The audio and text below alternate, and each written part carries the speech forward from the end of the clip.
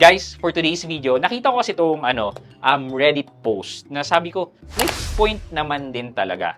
Parang, hindi lang dahil ito yung tanong niya para sa 7 figures na pera niya, kung hindi para rin sa security, parang yun ang main thought ng tanong. So, the question is it safe to put 7 figures na pera sa C-Bank? Ano sa tingin ko? Safe nga ba?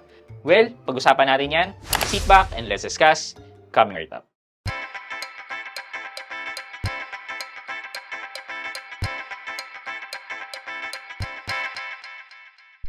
Hi guys, this is Pat and you're in Pat Quintos Review TV.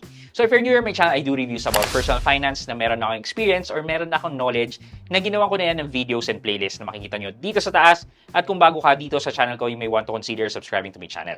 Okay guys, so this question was posted a while back, 8 months ago. Naisip ko rin kasi na hindi naman talaga ang tanong is the 7-digit figure.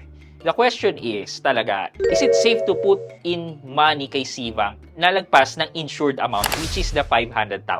Kahit hindi naman 7 figures yan, kahit 6 figures lang yan, 600,000, 700,000, di ba? Is it still safe na maglagay ng pera kay C-Bank? Kaya tinatanong tong question na to is because na-experience nila yung magandang benefit na binibigay ni C-Bank.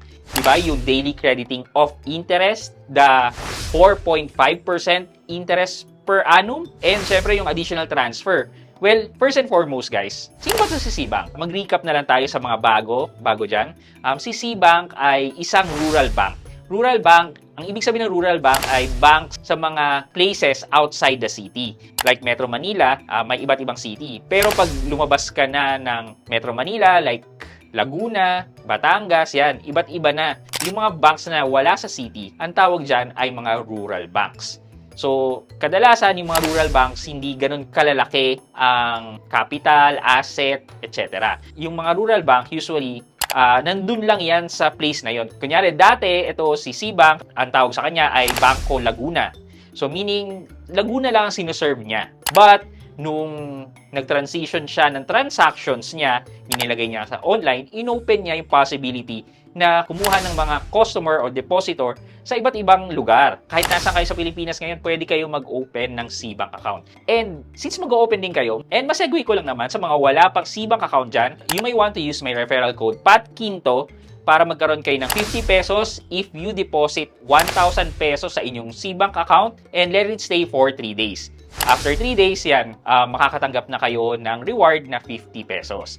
Again, kung wala pa kayong C-Bank account, you can use my referral code PATQUINTO. Yeah, di ba? Na-segue ko. Okay, so yun ang rural bank. And si C-Bank ay rural bank nga na Banco Laguna before. But may pumasok na investor which is si C Limited. Si C Limited ay international company. Ang hawak niya ay si Shopee, si Garena at si C-Money. Kahit papano naman, itong investment ni C Limited ay nagpa-boost ng banking service ni Banco Laguna na ngayon ay C-Bank na. So, going back dun sa question na is it safe to put 7 figures or is it safe to put money more than 500,000? Well, it really depends sa risk tolerance nyo. Ang ibig ko sabihin, ganito, for example, maliit na amount. Kung mawawalan ka ba ng piso, kung mawawalan ka ba ng 10 piso, okay lang ba sa'yo o masakit na sa'yo? Kung mawawalan ka ba ng 500 pesos, medyo okay lang ba sa'yo yan o masakit na sa'yo? Yun yung basically shorter way to explain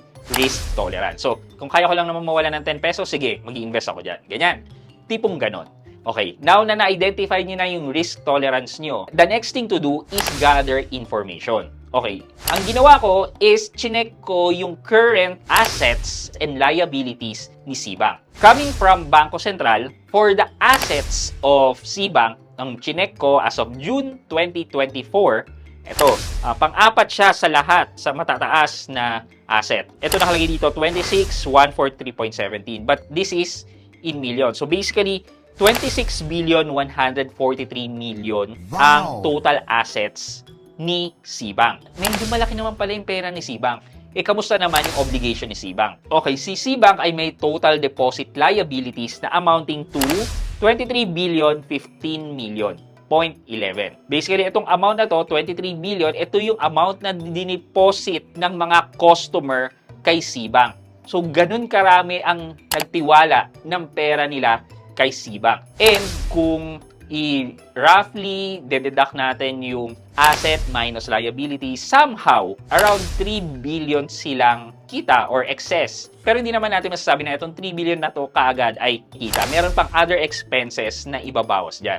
Pero somehow, meron silang 3 billion for the banking segment only. Eh di ba sabi ko nga under si C-Bank ni C Limited. So meron siyang parent company na pwede pang mag-inject ng pera kay C-Bank kung gugustuhin nila. So now na nagkaroon na tayo ng ganitong information, then you can add this information for you to decide kung kaya nyo bang maglagay ng pera kay C-Bank na more than 500,000 or ng 7-figure ng 1 million and above. Again, babalik tayo sa risk tolerance nyo. But ngayon, meron na kayong additional information na nagpapakita na kaya naman pala nilang suportahan talaga yung malalaking pera. ito lang ang additional suggestion ko or recommendation ko sa mga nag-iisip dyan about putting large amount of money. Since itong financial report na to ay pinapakita every quarter ni BSP, then you can now get this information every quarter. And every quarter, pwede kang mag-decide na i-continue mo pa ba or hindi. Yan, di ba? Basically, i-assess mo every quarter kung the bank is doing great or not.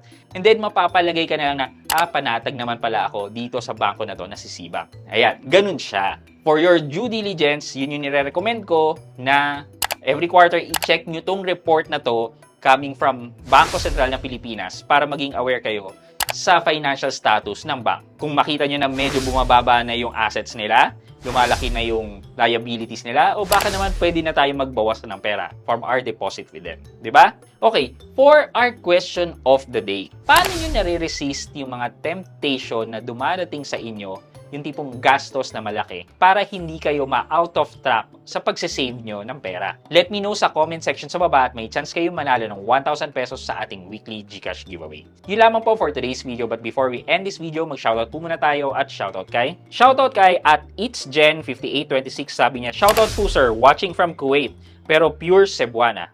At itsgen5826, shoutout po sa inyo at maraming salamat sa panonood at pagsuporta ng aking mga videos. Thank you so much. I hope you can like this video, leave a thumbs up, and if not, wala nang problema dyan, but continue to support me. Be subscribing to my channel by clicking the subscribe button and also the bell button sa tabi ng subscribe para makareceive kayo ng latest notification sa lahat ng upload ko. Again guys, this is Pat Quinto, and you're in Pat Quinto's Review TV. Bye-bye!